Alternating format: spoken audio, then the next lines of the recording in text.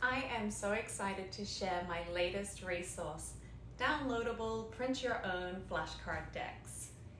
These have been created following my many years working with children of all abilities in the clinical setting, and my themed flashcard decks work. The kids love them because they're engaging and they encourage movement, learning, coping skills, and just plain fun. From dinosaurs to Halloween, each deck includes suggested and themed centering techniques, warm-ups, guided meditation, relaxation, yoga-based movement, and games. Each card in the deck includes multiple yoga-based practices to choose from, meaning you can enjoy a different experience each time you play, and there will always be something that's suitable and accessible for the child you are working with or the setting you are working in.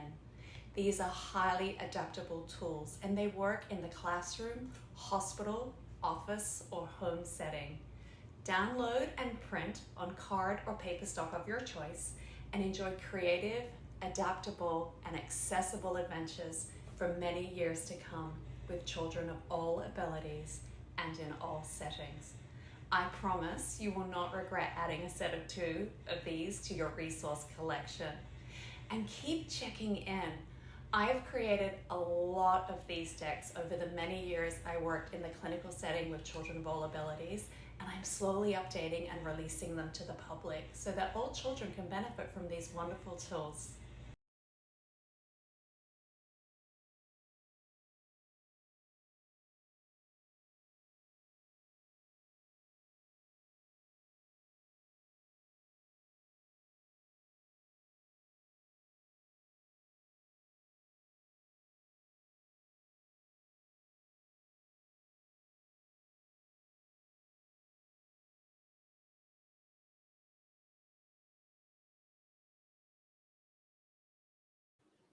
Hi, I'm Lisa Roberts from Yo-Yo Yoga School. Welcome to Movement, Meditation and Mindfulness, a training program for pediatric professionals, educators, and parents. Today's session is session number 5, and we'll be covering the fundamentals of yoga-based movement. And this is part 1 of a 3-part series exploring traditional yoga stretches and postures. And today's session will be covering core stabilization postures, twists, and hip strengtheners. So before we begin, let's explore the benefits of movement for developing children. So we are developing gross motor skills, gross motor planning, coordination, and bilateral integration through body movements. We're also increasing physical strength, the core and the extremities, improving mobility, stability, flexibility, and balance, developing mind-body awareness. So when we're moving our bodies mindfully and with intention, we're creating that bridge between the mind and the body. We're also helping to develop self-awareness, awareness of the body, and control of the body. A lot of kids, when they're really super energetic and just flinging their body around, they don't know what to do with it. So by providing a set of structured movements, you can help to provide that outlet and teach kids that, hey, not only are you the boss of your breath, as we explored in earlier webinars, but you're the boss of your body too. Another thing that comes out of it, especially with the challenging yoga poses that can be really difficult, once a child learns through practice and body control and using their breath and meditating and having control over their movements, and they are successful at achieving some of these postures, they boost their confidence. So it's a real confidence booster to exploring yoga-based movement. Providing sensory input. So you'll see as we go through this series of traditional yoga postures and stretches, and as you explore them yourself, there's lots of different sensory input that is being provided to help support healthy development of the sensory systems, but also to provide an adequate balance of sensory input for children who need it, to help their nervous system feel organized and relaxed. And that can help them to function at an optimum level throughout the day and to feel organized and in control as well. Balancing the brain hemispheres. So if we're moving both sides of the body, we're coordinating those movements by utilizing the left and right side of the brain. So a lot of the movements can help to balance the brain hemispheres.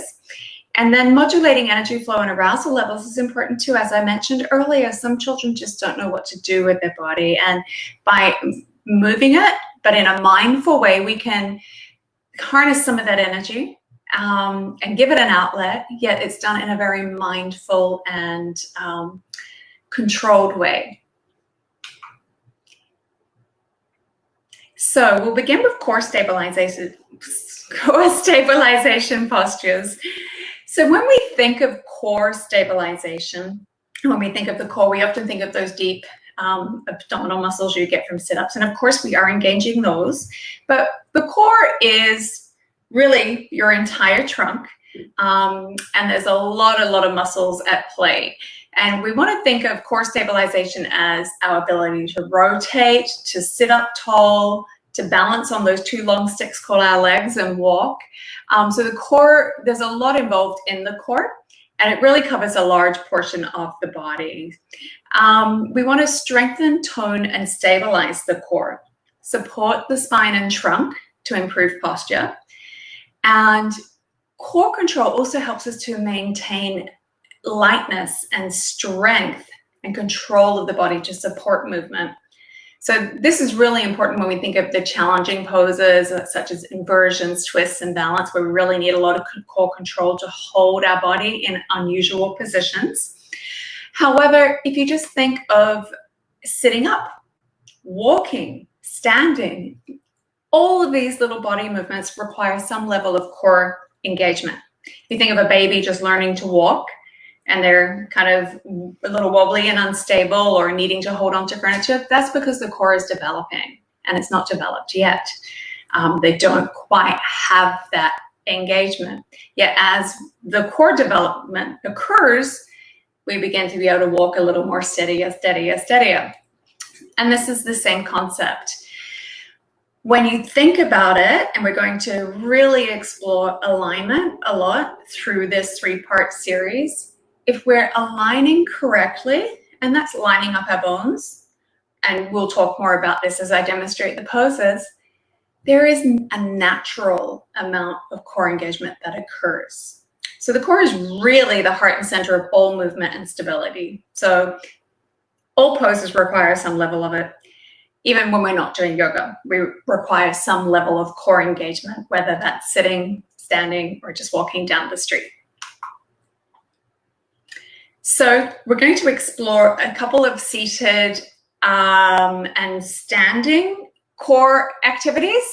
So when I say seated and standing, it just means that these are accessible from either a seated or standing position. We're going to explore some that you can access from prone and reclined positions, but I'm just going to play a little video, and we will start with seated and standing. So the seated will be staff pose, which is an alignment-based pose, and boat pose.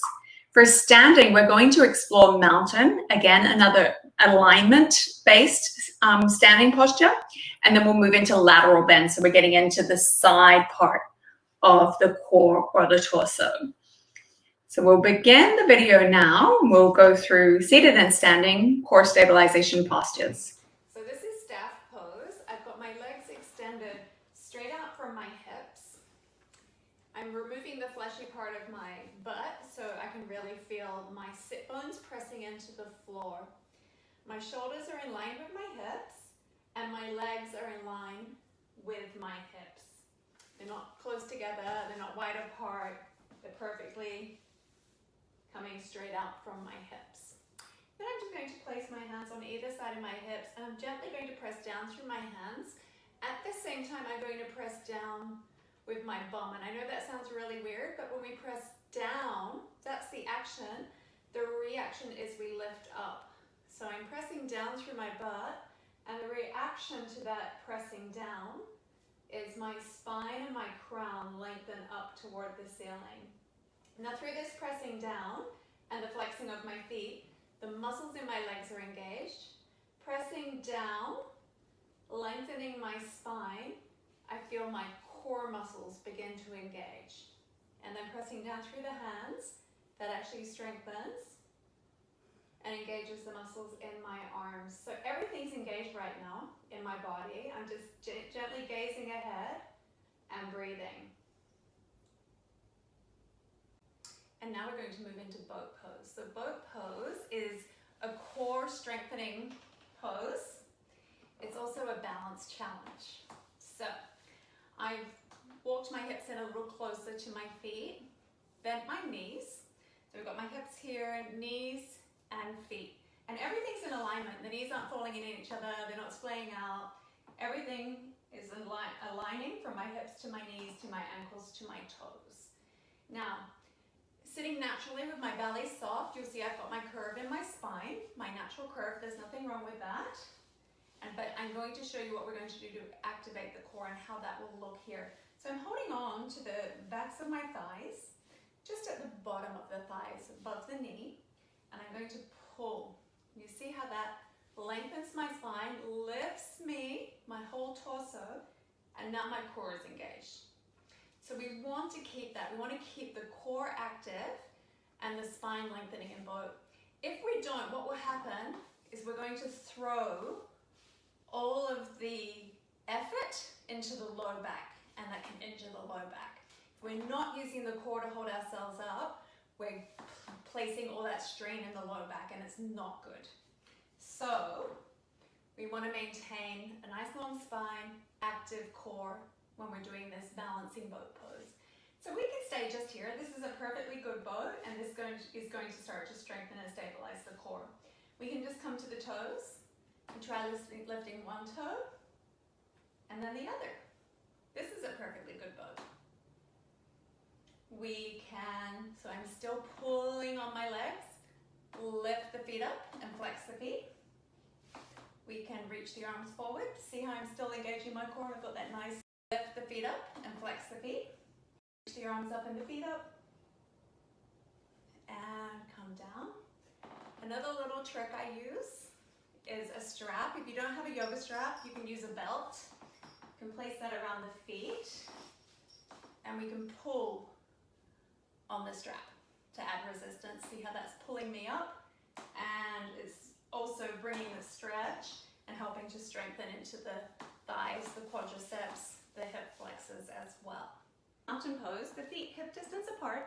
Hip distance apart is measured by placing the hands on the hip bones and straightening your fingers and looking straight down, and the fingers should align with the outer edges of the feet. If you brought your hands to the inner hips and placed your hands there on the inside of that pointy bone and gazed down, the line would take you straight down through the center of your knee to the center of your ankle to the second toe. So that's a great way to gauge hip distance. We often want to gauge it from where our fleshy parts are, but that is not where our hips are. Our hips are up here, it's the bony part of the pelvis. So that's where you want to measure from. Alignment in yoga should always be about the skeleton and the bones as opposed to the soft tissue. Okay? So we're going to start in mountain, and it's very much like staff pose. It's an alignment posture. So once we've got everything aligned and activating to our whole body to maintain that alignment, we're naturally going to be activating and accessing the core. So I'm pressing down through my feet. I'm pushing the floor away with my feet, and that's activating all the muscles in my legs. I'm going to take a slight tuck of the tailbone, and that helps to knit my core together. Shoulders slide down my back, and I'm going to turn my hands to face forward and spread my fingers wide, and that activates my arms and my hands. And as I push down through my feet, I'm just going to imagine my crown reaching to the ceiling. So this is it. This is mountain pose. I'm just breathing, holding it, and every muscle in my body is activated right now. Okay? And from here, we're going to move into lateral bends. When we think of the core, we think of crunches and sit-ups, but core is a large group of muscles. And we want to think of it moving our torso in all directions, so rotating, lateral moves, forward and backward motion as well. So we're going to take our arms up, and I'm going to get my alignment. If we remember back to breathing, we want to lengthen on the inhale. So I'm finding length and space, and as I exhale, exhale, I'm going to lift up and over to the right. Now when I say lifting up and over, I'll come back just to demo for a moment. We don't want to be crunching on one side and lengthening on the other and just falling into this side.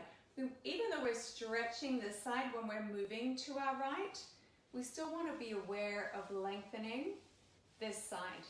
So inhale for length and space. Exhale, I'm lifting up and over. So I'm still trying to elongate this side. And then I'm going to breathe in, come on up through center, and exhale, lift up and over to the left. Good. So we're lengthening here, and come back through center, inhale, and exhale, release. So there's different ways to do lateral bends. We can do single arm as well, just one hand sliding down the leg. Keeping a hand on the waist can really help with the non-verbal cue of not to crunch here. By placing a hand here, it makes it a little more challenging to crunch here. So we can really help to keep that alignment.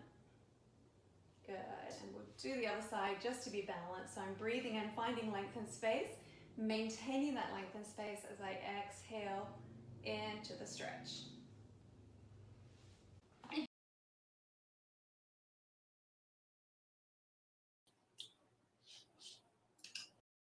Okay. So just to recap on the breathing, we talked a lot about the breath in the earlier webinars. I have my handy dandy Hoverman sphere, and I mentioned it in the demonstration then. We follow what's happening naturally with the breath. When we breathe, our lungs and ribcage expand to accommodate the inhale when we breathe in. And when we breathe out, they soften and relax. So we can use this in our yoga to move safely. We align, we find space in the body as we breathe in, an alignment, and then we maintain that alignment and space and length as we soften into the stretch. That helps us stretch much safer. It helps us stretch much deeper. And it also really gives you a lot more control of the body as you move into the pose because you're meditating. You're connecting the mind to the present moment via the breath. It also supports, the breath is like the bridge between the mind and the body. And that really supports the mind-body connection. So a lot of bang for your buck out of a simple tool that you have with you all the time, your breath. And so many children I work with, when they have that aha moment and they feel it, they'll blurt out, this really does help. This really does make it easier. And it's so true. Everything is easier if you just breathe. So we'll go on and explore some more core stabilizing postures. This time we're going to explore those that can be accessed from a prone position. We're going to explore plank, table, and balancing table. There'll also be some variations of plank. And then we'll move on to reclined, and we're going to explore reclined mountain, which is that alignment starting pose, and racing car and reverse table. Just to backtrack to prone, table is from the prone position, kind of like our staff pose, that alignment pose and seated. Mountain is the standing alignment for all standing postures. Core, if you start in table before you even come down, prone, if you start in table before you even come down to your belly, or any of those postures like plank or down dog, we can access from table.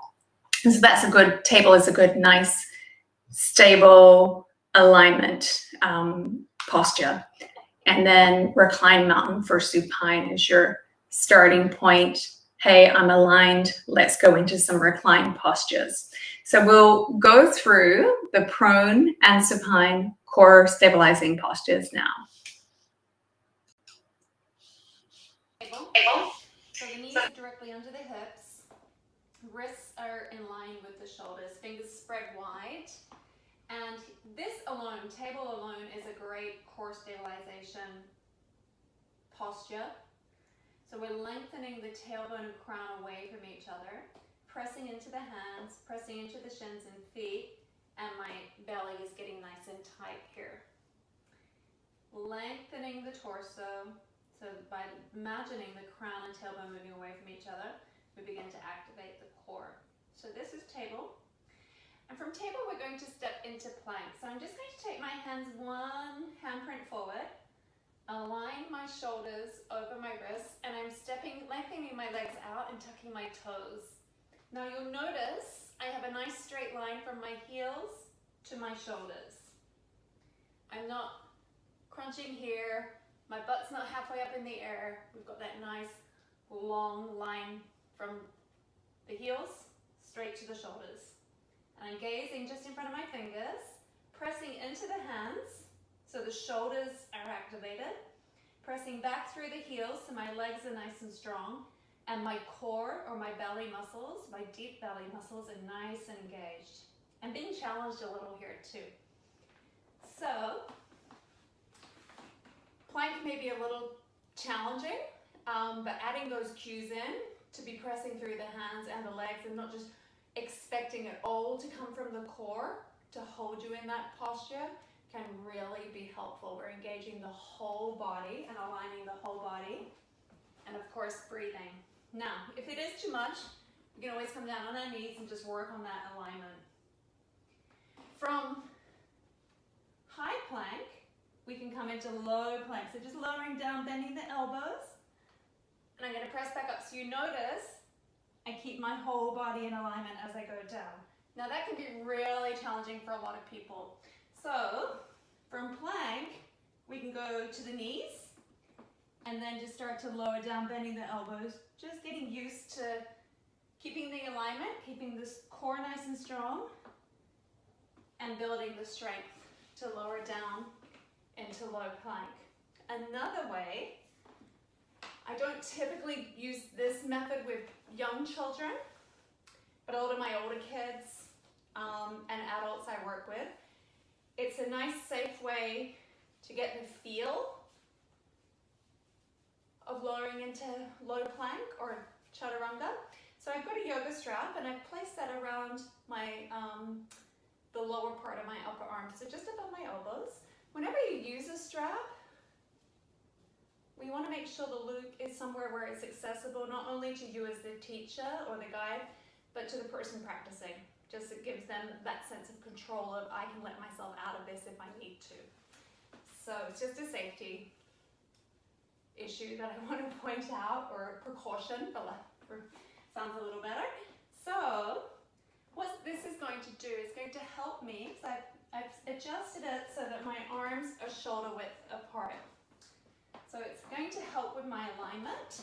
I'm coming into plank, I'm bending my elbows at 90 degrees, and then the strap is acting like a bungee and it's holding me here. So I can really get the feel of the alignment and what low plank is supposed to feel like, and I'm being held in place with the strap. So that's just to get the feel of that alignment while you work on building the strength. And then we have dolphin plank. So, dolphin, we're going to bring the hands to opposite elbows. We get the measurement. That just helps to measure and place the elbows directly beneath the shoulders. Then the hands can come forward. So we're on the forearms. This is traditional dolphin. I actually prefer to have my hands clasped. So there's either way, you can have the hands coming directly out from the elbows, straight in a straight line, or clasp the fingers.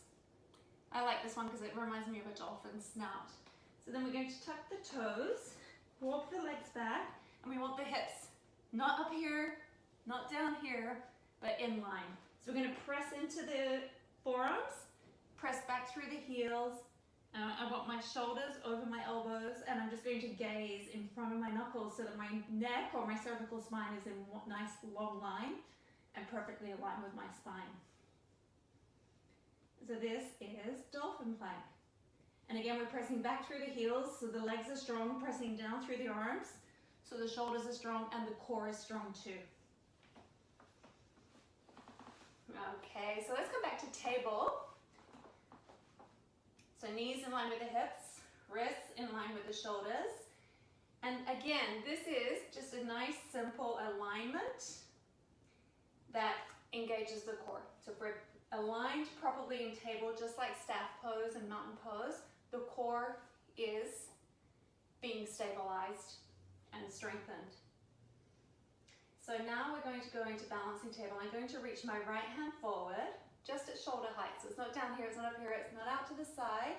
It's straight at shoulder height. And then I'm going to lengthen my left leg behind me. I'm flexing the toes, and I'm lengthening from that left heel to my right fingertips. Now you'll notice my hips are both still pointing down. We're not opening out to the side. This is not balancing table. So we want to turn the pinky toes down, foot back, hand forward, hips still square, shoulders still square. And we're still lengthening the tailbone and the crown away from each other. And still pressing down, so we're pushing the floor away with the left hand and the right shin as we lengthen the left leg and the right hand. And we're going to lower those hands down. We'll do the other side. So you're going to reach forward with the left fingers, reach back with the right foot, leg is lengthening, hips are squared, breathing of course, and pressing down through that right hand and left shin and feet. So there we have it. We're going to begin on our backs. And this is just a great way just to feel what core engagement feels like. It does engage the core, but you get a real sense for it from this position. So I'm going to press my hands into my low belly, and I'm going to flex my toes and then lift my chin up, and I immediately feel everything in here. So this is a great way to demonstrate to children or anybody where their core is, what it feels like, and what the heck you're talking about when you say engage your core. Demonstrate racing car, flexing the toes toward the face, and we're going to peel the shoulders up, reach the hands towards the feet, and pretend we're steering a little racing car. So you can see how we're really working the core here to hold ourselves up, but it's fun and it's playful and engaging and much more fun than doing sit-ups. I'm going to come up, feet flat. My hands are pointing toward my feet, and they're just outside of my shoulders. Going to take a breath in and lift up, and lift the hips up. So there's a tendency to slouch here, but we want that nice flat straight line from the shoulders to the knees. So this is reverse table. It's a great stretch for the entire core, including the quads and the hip flex. Cat.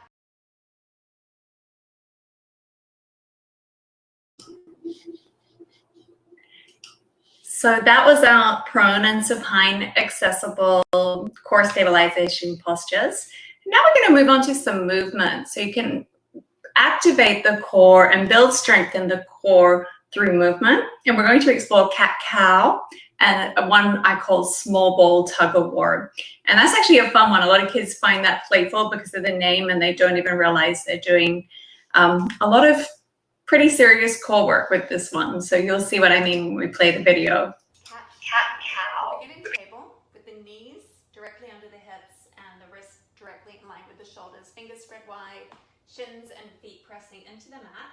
Gazing just in front of the fingers. We have a nice neutral cervical spine. Begin by lengthening the tailbone and crown away from each other. So starting in a nice neutral table. On an inhale, I'm going to tilt the tailbone up towards the ceiling. Drop the belly and gaze up towards where the ceiling and wall meet. On an exhale, I'm tucking the chin, tucking the tailbone, pressing the floor away, curling up into a cat back.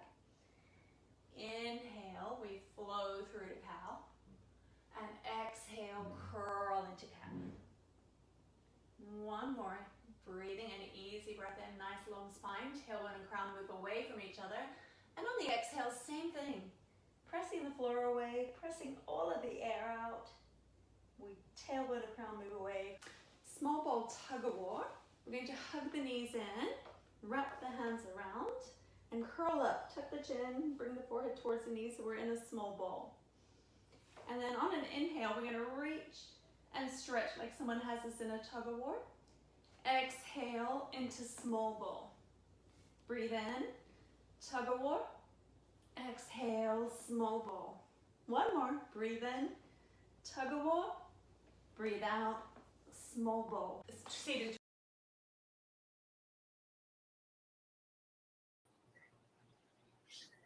So there you have it. There's some core stabilization postures. Obviously, there are a lot more yoga-based postures and stretches that target the core. As I mentioned, any yoga stretch, if you're aligning correctly, you are engaging the core and working on building that core strength. Even sitting in your chair, you're doing it right now. But we'll explore some more postures.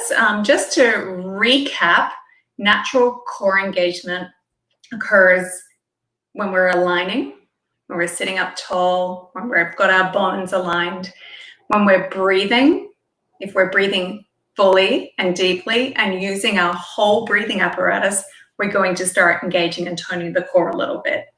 And balancing. The minute we're doing any of the challenging balance postures, core engagement is required, and so is meditation. And we'll talk about those in the third part of this series. We're going to be exploring balancing poses and inversions that require so much focus and strong, stable cores.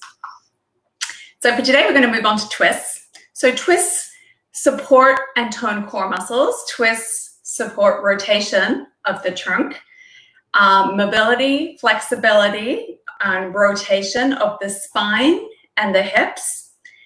When you think of twists, and we'll explore this as we explore some of the postures, you're gently stimulating some of the internal organs because they're getting moved too as you twist and rotate. And when we twist properly, we can support healthy digestion. So we're going to begin today with seated twists. We'll explore seated twist is called, or seated slide twist, which is a variation, and revolved head to knee.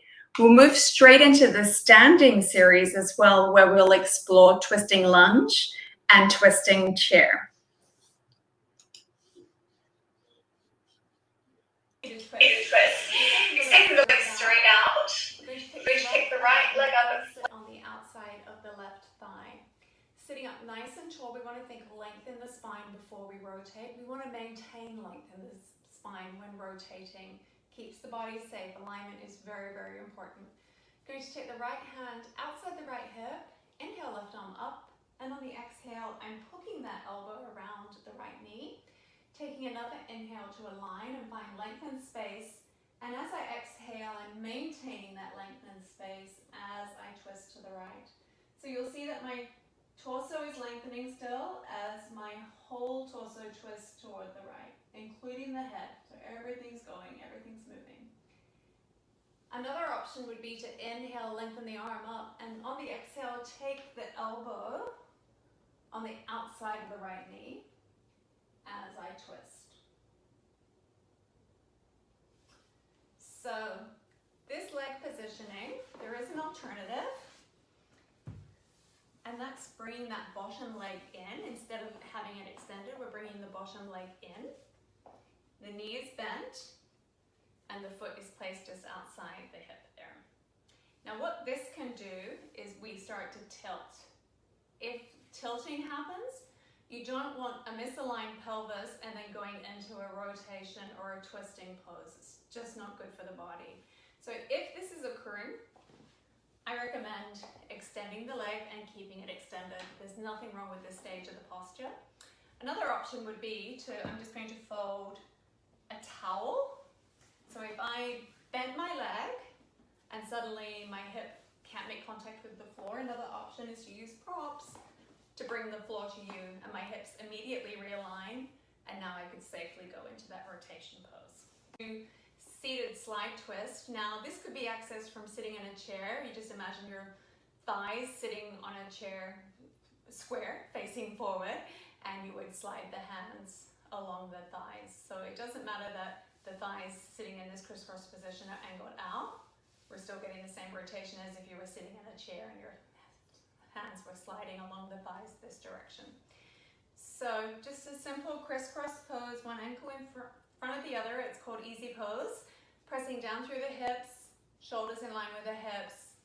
Take a nice easy breath in, length, and on the exhale I'm pushing the left hand away and pulling the right hand toward me, and I'm gazing over my right shoulder. As I breathe in, I'm maintaining length, coming back to center, and exhale, gently rotating toward the left. And we just move back and forth with the breath, breathing in, breathing out, breathing in, and breathing revolved head to knee pose. So I'm extending my left leg out in front of me. I've got my right leg bent and the sole of my right foot aligning with my left inseam. So sitting up nice and tall, I'm going to place my left arm inside in line with my left leg. Sweeping the right arm up and over toward my flexed toes.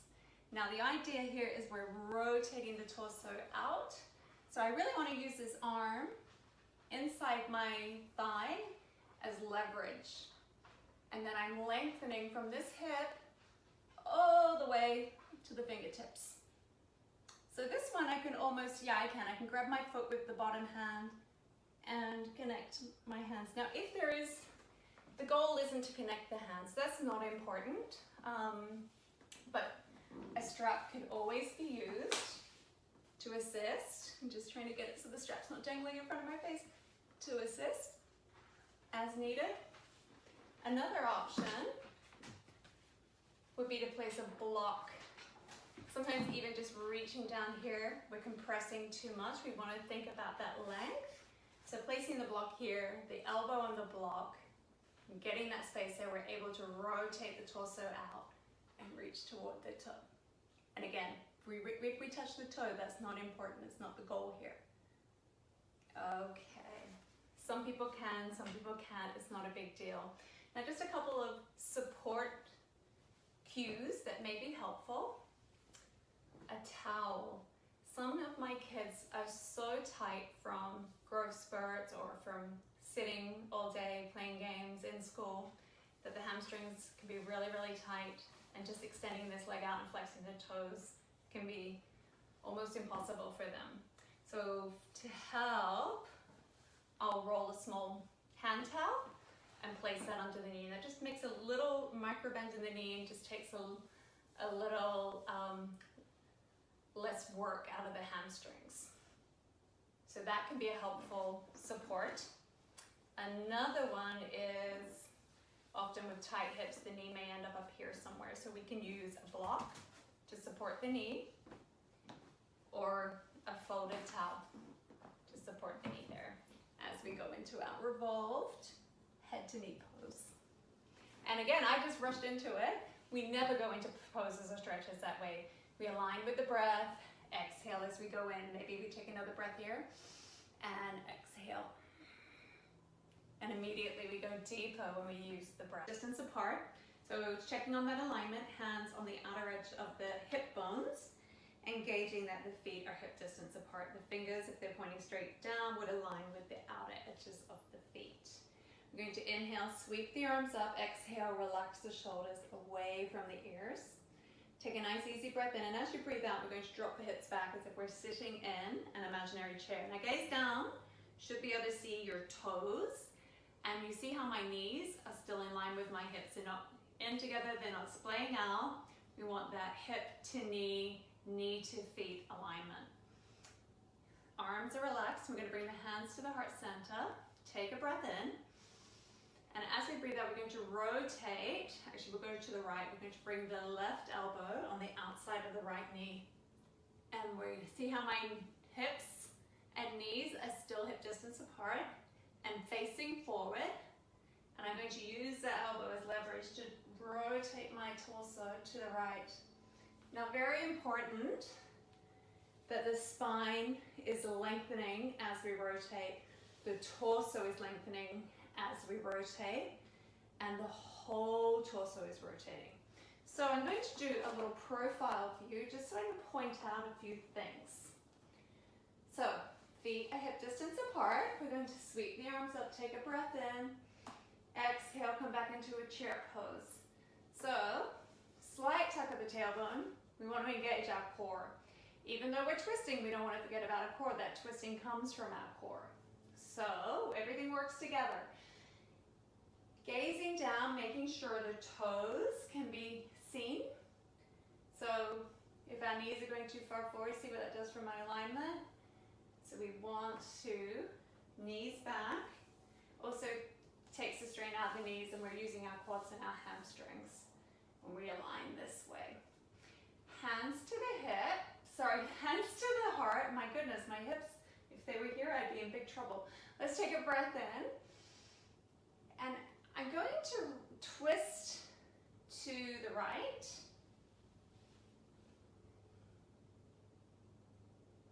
So you see how I'm lengthening my core and opening it up. Now I'm going to come back the other way. I'm going to twist to the left. So here I want to see how my knee is coming out. So this is what we don't want. My hips are out of alignment, my knees are out of alignment.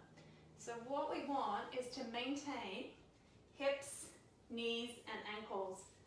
So you shouldn't see how you can't see. You can only see this leg. You can't see my other leg. Whereas if they go out of alignment, you can start to see my other leg.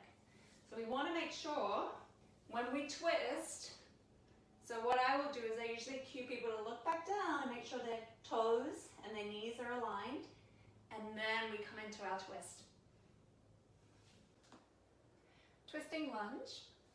I have my left leg in line with my knee is in line with my hip, and my ankle is directly under my knee. With my back leg, my hip and knee are in line, and then my shin and the top of my foot are in a straight line coming directly back from my knee.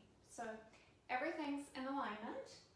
My hips, even though my legs are scissoring apart, maintain hip distance spacing widthways. So I'm facing forward, and both of my hips, and hence my knees and feet, are all hip distance spacing apart. Now this is low lunge with the knee down. For more stability, this can be a little bit of a balance challenge. I'm actually pressing the top of my foot and my shin into the floor. If I wanted a little more stability, I can also tuck my toes under, and that just helps by pressing back through the heel, engage the legs, and pull everything up into my core or my power center. So this is the leg positioning. I'm going to place a block just on the inside of my front or my left foot in this case. I'm placing my right hand on the block and then using the leverage of my hand pressing into that block to twist my torso open, and then I'm going to reach my left arm up. And I'm lengthening, I'm not dumping weight into this right hand. I'm pressing away and using that to lengthen my arm up towards the ceiling and gently rotate my twist and my torso to the left. Now, if we want to take this into a low lunge twist, we can just lift that back knee. Really strong, active back leg. I'm pressing through the heel, and we can twist open here. And then coming up into high lunge, so that's with the shoulders in line with the hips. I'm pressing back through that back leg. It's nice and strong, bending in the front knee still. I'm going to bring my hands to heart center. Inhale, lean forward. So we've got that nice long line of energy from my heel all the way up my spine to my crown. And on my exhale, I'm gently going to rotate my torso, hook my right elbow on the outside of my left thigh, connect the palms, and rotate my chest and torso toward the left. Thread the needle. We begin.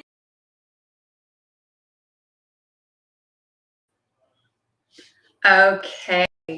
So, and my puppy made a little debut there. She can't help but keep away. We'll move on to explore twisting postures that can be accessed from the prone position and the supine position. For the prone, we're going to explore thread the needle and supported prone twist, which is a more restorative style posture. And then for supine, we're going to explore reclined twisting postures, single leg and double leg. And this is where we'll start to discuss being aware of how your twists can affect the digestive system and twisting in a manner that is supportive of the digestive system and its natural function. And this is something you need to be aware of when you think of standing and all twists, standing, prone, seated, no matter what you're doing, just being aware of which part of the body is being compressed and which is being extended. And we'll explore that right here now. begin in table pose. So knees under hips, shoulders aligning with the wrists. I'm going to inhale and reach my right arm up. And on the exhale, I'm going to slide it through under the little space made between my torso and the left hand and come on down onto my outer right shoulder and my outer right ear. Now, I'm going to show you ways to prop this if this just isn't possible. I'm going to inhale, sweep this arm up, and I'm going to take it, snake it around behind my back. So my hand is actually winding around my waist, and it's on the top of my right thigh. So this feels really, really good to me. I love this pose. For a lot of people, this can be uncomfortable. So some options are to keep the left hand down, pressing into the floor, and that just takes a little bit of weight off of the right shoulder. We don't want a lot of weight in the head and neck. It's just resting on the floor. So if they're not quite making contact, you can prop the right shoulder or under the right head with a folded towel, a small pillow, a folded blanket. So I'll just demonstrate that. So we're going to inhale, sweep up, exhale through. Now imagine my head couldn't reach. So I'm going to place just a little pillow there to help. And just to help bring the stretch into the shoulder and the awareness to the shoulder, the back of the right hand, I'm pressing into the floor. But if I was propping like this, I'm not going to take this arm up because it puts too much strain in the neck. I just want to work on the alignment here and work on stretching the right shoulder so that eventually it is open enough that we can remove the pillow and bring the hand up and around. Use a bolster. So we have a yoga bolster here. Again, you can just use pillows. You don't need fancy yoga equipment if you don't have it. So I'm going to begin sitting almost side saddle. So my tops of my thighs are perpendicular to the short edge of the bolster. And I'm going to rotate my torso so it aligns with the bolster. Take a nice breath in, long spine. As I breathe out, I'm walking my hands forward. Now I can begin with my head facing the same direction as the knees. And this is still a nice twist in the torso. If I wanted to take the twist into my cervical spine, I could take my left ear to the bolster and gaze to the right. Now for me, for today, that's too much on my neck, so I am just going to go this way. And that's a nice supported twist. Now, that may be a little challenging to access. We can always prop up the bolster. You could use a couple of bolsters or pillows. And just for today, I'm going to prop it up using a yoga block. So see how it's so much higher now. It's like a little ramp. And I'm going to breathe in and come on down and drape myself over this way. So I'm going to demonstrate recline twist. My arms are in a cactus shape and my feet are a few inches in front of my hips with my knees bent, pointing straight up. Taking an easy breath here, I'm going to lower the knees to the right on an exhale. And I feel that stretch across my low back, outer left hip, and in the torso. Nice little rotation of the torso here. Breathing in, I'm coming through center. And breathing out, I'm going to lower my knees to the left. And again, feeling the stretch across the torso here, and the low back, and now the outer right hip. Coming through center, I'm going to extend my left leg long and flex the foot so the leg's nice and active. It's not just hanging out doing nothing. I'm taking my left hand across my body and guiding it to the outer right thigh. Taking a breath in here, and as I breathe out, I'm guiding that knee across my body, keeping both shoulders on the floor. And again, I feel that stretch across the torso and the belly, but really mostly on the low back and the outer right hip. And then we'll switch, so right foot flexed, bringing the right hand across to the outer left knee, taking a breath in. And as I breathe out, I'm guiding that knee across and keeping both shoulders on the floor. And I'm feeling that really in here on the outer left hip. And of course, the torso is twisting, so I'm getting a nice stretch across the torso. So that's with the knees and bent and keeping the legs low below the hips. Now if I bring my knees up above the hips for a twist, not only do we stretch the low back and hips, but we're starting to affect the abdominals and the digestive system. So if I'm breathing in here and I'm actually going to take my knees to the left this time, and here's why. So when my knees are up high and I'm twisting to the left, I'm actually compressing the right side, which is my ascending colon. And then if I come through center, I'm still getting that stretch in the outer hip and the low back. But now we're really starting, instead of the twist being fairly even across the torso, we're compressing this side and stretching across the belly and the left side where the descending colon is. So if we come back through center, now you can see my knees hugged in, I'm compressing or giving a little massage to the transverse colon. And then on an exhale, I'm going to lower the knees to the right. We're still getting that stretch in the low back and the left hip.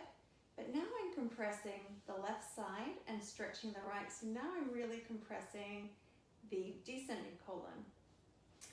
So I'm just going to lower my knees down. So we want to think of it as the digestive system moving up, across, and over. That's how it functions.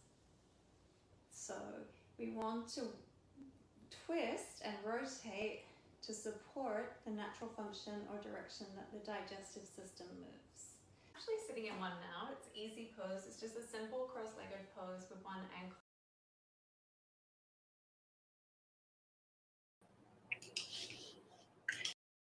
So that's twists. As I've mentioned before, there are many more postures to explore under each category. I'm just highlighting several for each category to give you a nice foundation or base. I do recommend my book, Teach Your Child Yoga.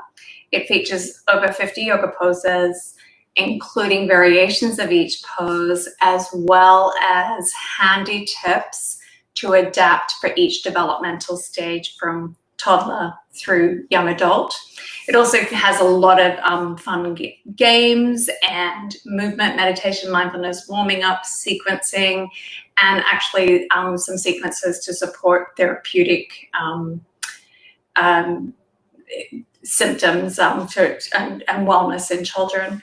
So highly recommend that. And there are lots of resources out there as well. So if you want to explore yoga-based stretches in a lot more detail and to have something handy that you can refer to, I highly recommend this book. We're just doing your own research and seeing what's out there that aligns with you and what your needs are.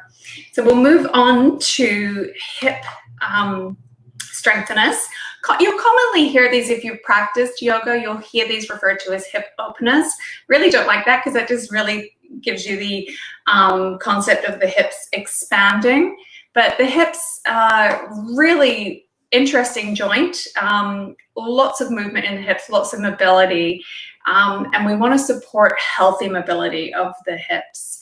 We also want to stretch, support, and strengthen the lower back in the hip area. And that's what a lot of these hip strengthening postures do. But in addition to mobility, we want flexibility, we want strength, we want to maintain that mobility, we don't want to lose it, and we want all that movement, that mobility to be stable and controlled. So that's why we access these postures. I'm going to demonstrate just how mobile the hip joint is. So I'm just flipping to full screen for the video. Stepping back where you can see me. So when we think of the hips and hip movement, we have extension,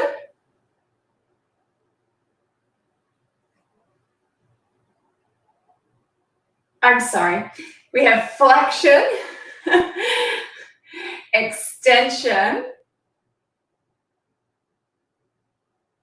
and we have abduction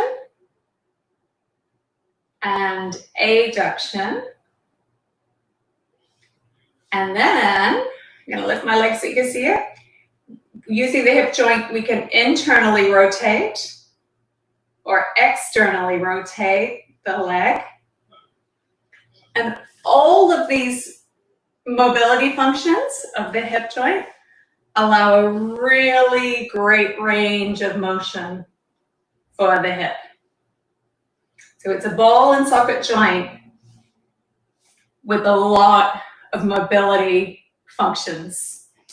So you can see, to maintain healthy hips and a healthy low back, it's really important to have strong, stable, flexible, mobile hips. But stability is the key. So we're going to explore some traditional yoga stretches and postures that target the hips and keep them nice and strong and healthy. We're going to explore easy pose, bound angle, head to knee, and hero pose from a seated position, and then how to access standing hip strengtheners, warrior 1, 2, low lunge, triangle, and squat. So we'll get started. And now, something to be mindful of when we're sitting crisscross is a position we often naturally sit in if we're sitting on the floor, is to be aware of which ankle is in front. We typically will gravitate towards one side. Now, sitting in this pose, we're stretching both hips, but the hip of whichever foot is in front is going to be getting a slightly more of a stretch than the hip that aligns or correlates with the back foot. So just be mindful of each time you take a seat in easy pose, to switch which foot is in front, you'll start to balance out the stabilization of the hips. So this is easy pose, but for some people it's not easy. So little tips to help make it more comfortable: a yoga block. So I've just got a small one here. If you don't have a yoga block, you could use a folded blanket, a folded towel, a cushion, a small pillow. For today, I'm going to use a yoga block. So I'm coming up, just rolling forward and placing the block under my hips or under my sit bones. And immediately that aligns my spine, but you'll see how my knees come down. I'm getting this really nice stretch down the front of my thighs. And feels really, really nice and supported. And I could sit here all day. And even for me, this is quite comfortable for me, but with the block it just felt so much more supported and so much more stable. So that's easy pose. We'll move from there into bound angle or butterfly pose. So this one we bring the soles of the feet together, and we can clasp our hands around the feet if we can reach that easily. And this is butterfly. The knees you want to press down toward the floor, and you'll feel this more in the inner thigh and groin. So if this pose, sitting like this, is too intense, taking the feet further away will decrease the intensity of the groin stretch. If we need more, we bring the feet closer in.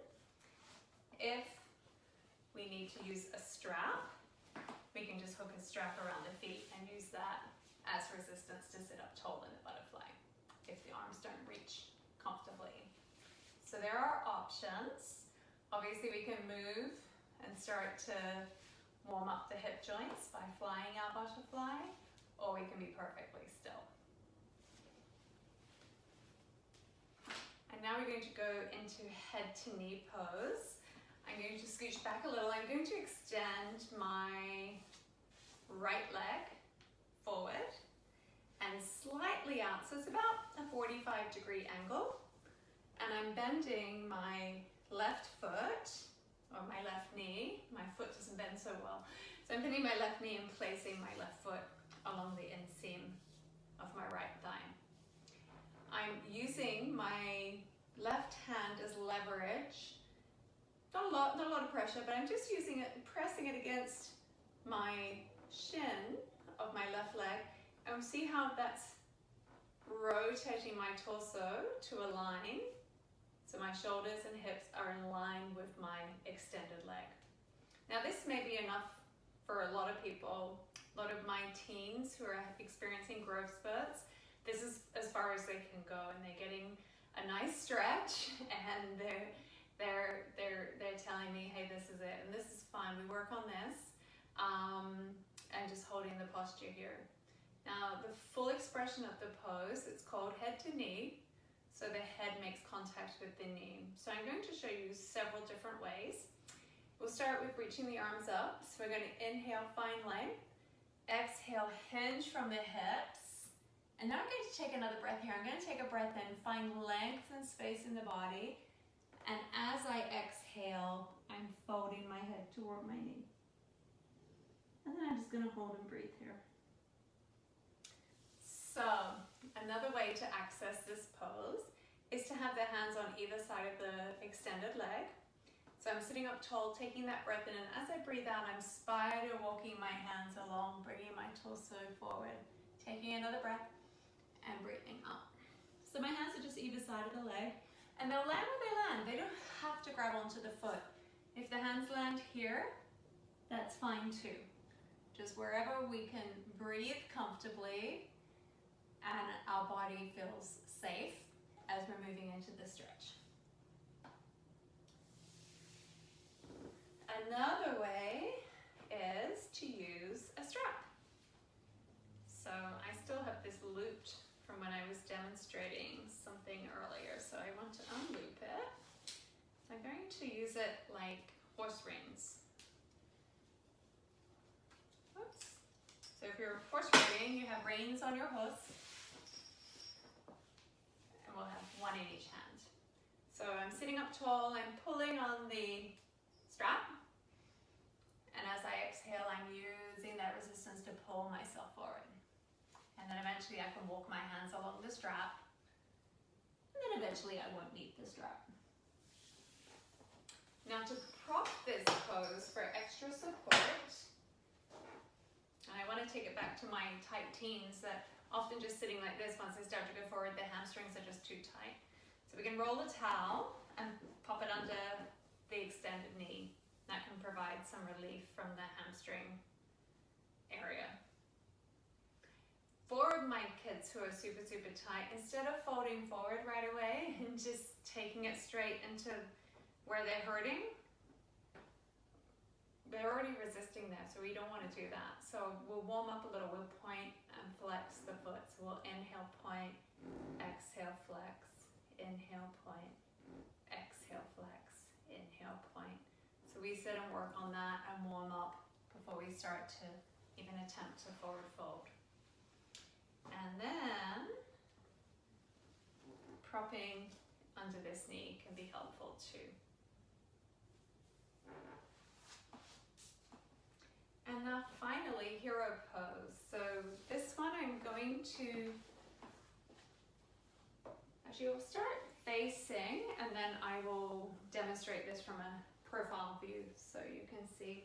So we're starting on our knees, and I'm actually going to, as I come down, I'm rolling my calves outward, and I'm placing my hips between my heels. So my butt is actually making contact with the floor. The tops of the feet are on the floor. Now this can be very intense on the knees.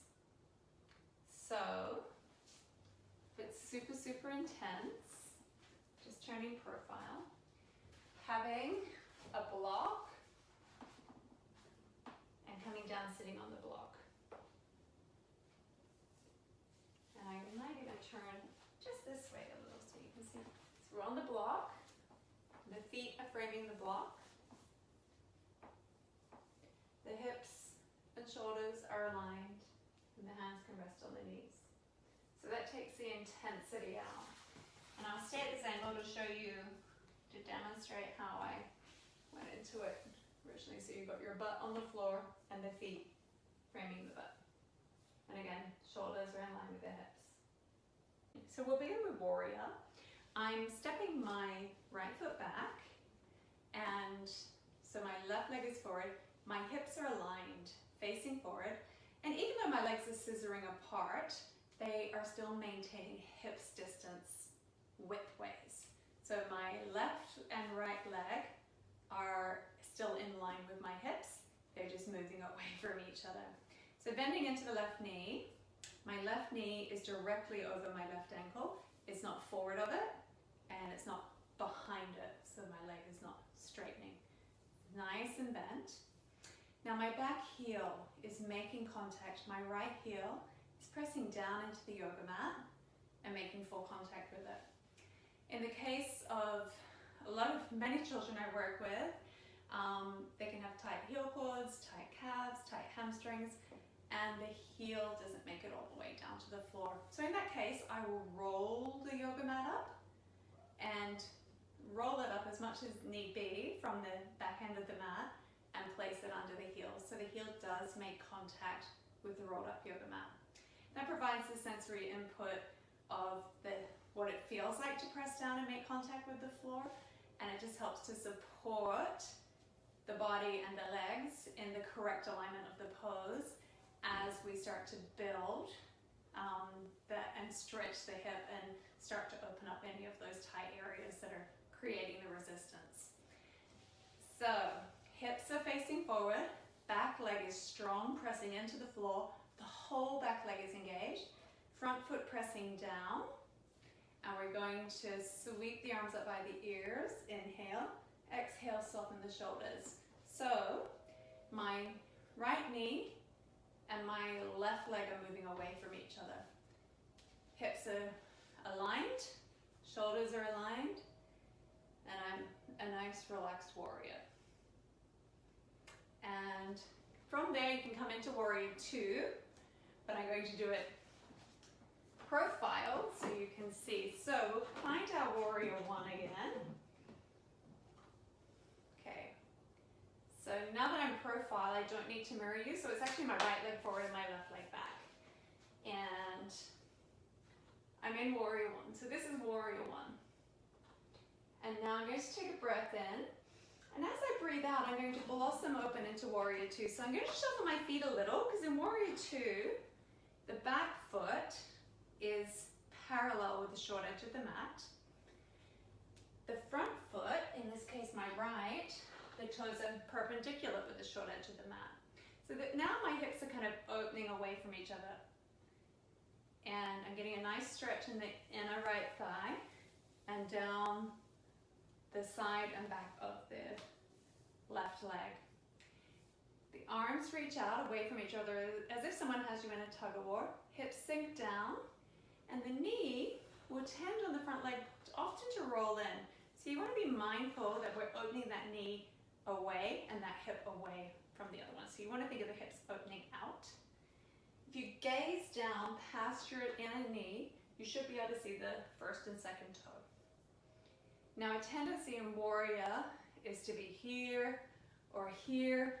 We want the hips and shoulders in line with each other, shoulders nice and relaxed, and the arms reaching away from each other and gazing over those front fingers. So this is warrior 2. From here we're going to triangle, so we're going to straighten that front leg. We keep the same shape and foot positioning. Arms reaching away from each other. Take a breath in.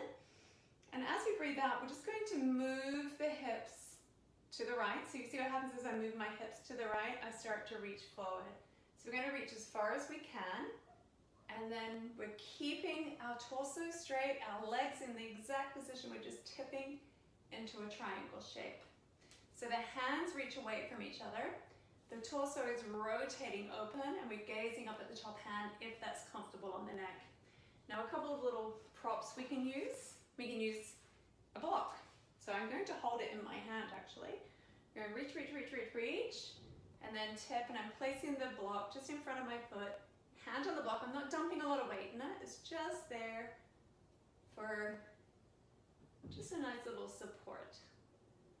And then we're reaching the hands away from each other.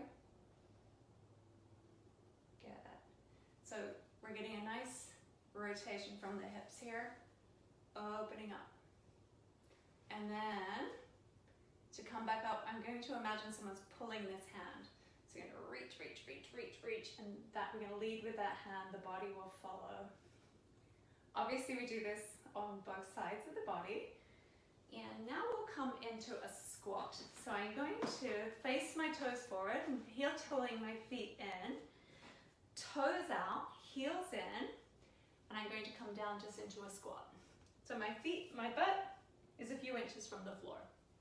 Now, both my heels are on the floor, and I'm going to bring my elbows inside my legs, hands together, and lift my torso.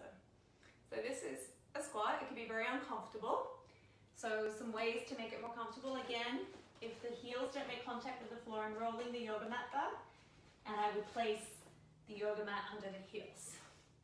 Taking the feet a little wider can be helpful too. So if you need to take the feet further out to help the heels make contact with the floor, I find the yoga mat is best because we're still working on alignment. And eventually, when the calves start to open up, we'll be able to keep the feet and hips in a much more appropriate alignment. And then, just to get a feel of the shape, if this is a little bit of a balance challenge and we keep dropping to the butt, just placing a block under the butt, but still finding this squat shape, using the elbows to gently press against the thighs, just to help stretch and open up the hips and the lower back.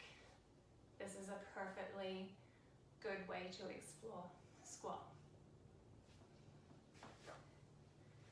And then finally, low lunge. So,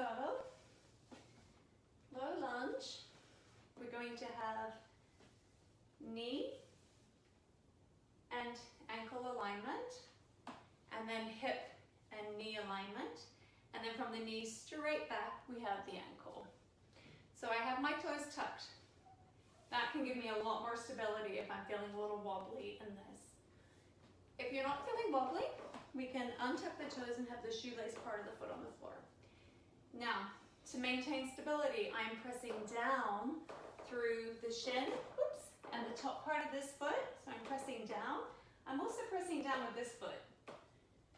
So that's helping me to squeeze everything in, engage my deep core muscles, and that's helping me to balance here. So low lunge, we're getting the stretch into this part, the front part of the thigh and the hip. Okay. We do want to remember, and I'll turn to face you this way. We do want to maintain, even though the legs are sit apart, that hip distance alignment. So the back leg is in line with the hip and the front leg is aligned with the hip. So the knees align with the hip even though they're moving in different directions. Pigeon pose. Today I'm going to demonstrate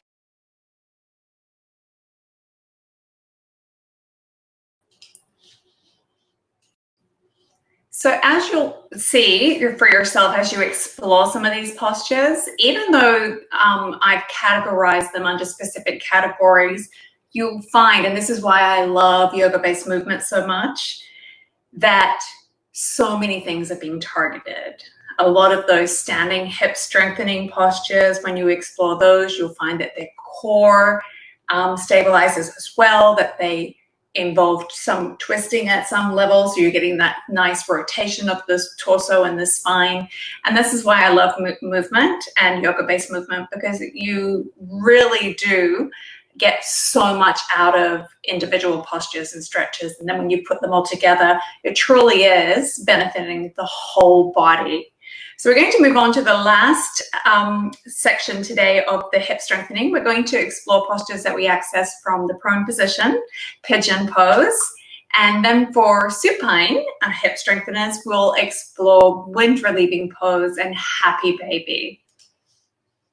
Today I'm going to demonstrate setting up pigeon from a table. You could also set it up coming directly from downward facing dog. So we'll begin. I'm actually going to do the left side so that I can show you the hip modifications. So we're going to extend the left leg back. Take an inhale here. On the exhale, I'm curling into cat back, drawing my knee in, and then walking the foot across towards, so the foot is near the right hand, and my left knee is near my left wrist.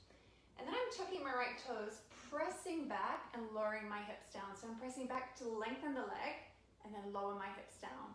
Untucking the toes, I'm going to look back and make sure that my right leg is extending straight back, a nice long straight line. Knee, hip, ankle, toes all aligning. And then I'm squaring my hips and shoulders to face forward. So my shoulders are in line with my hips and everything is facing forward. Taking a nice breath in, lengthening my spine, keeping that length. As I exhale, I'm folding forward, keeping a nice long spine. Resting the forehead on the floor and the arms forward. Now that may be too much for some people. So we can bend the elbows, stack the hands, and rest the forehead on the hands. Another option would be to use a block at any height and then frame the block coming onto the elbows and resting the forehead on the block.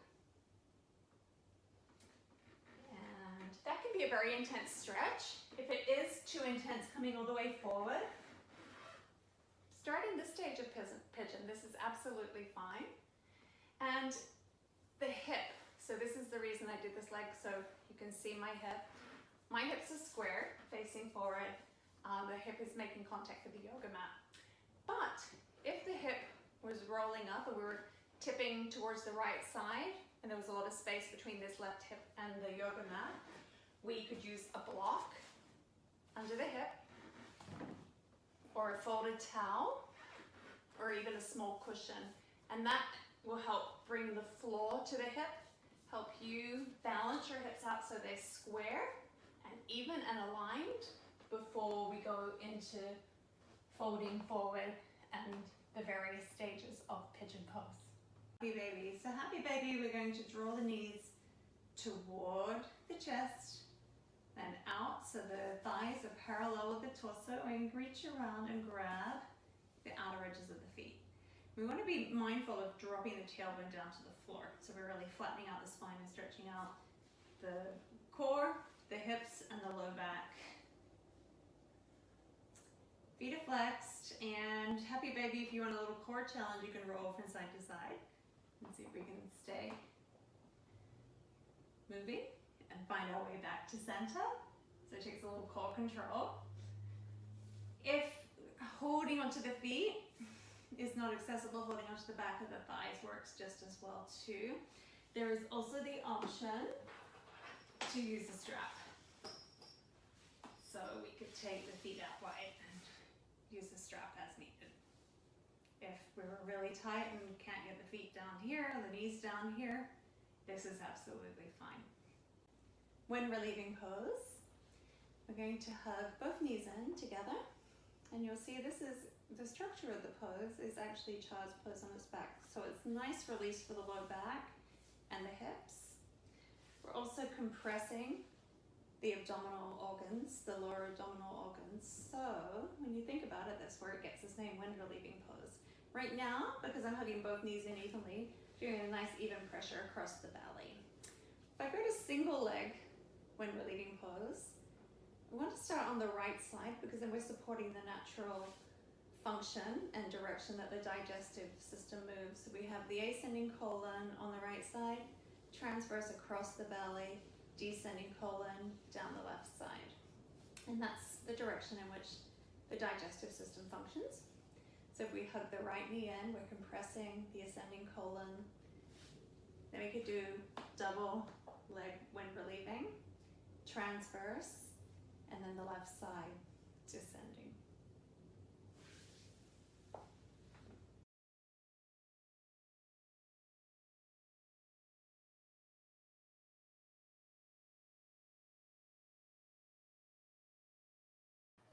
Okay, so that concludes session 5 of the fundamentals of yoga-based movement, core stabilization, twists, and hip strengthening postures and stretches.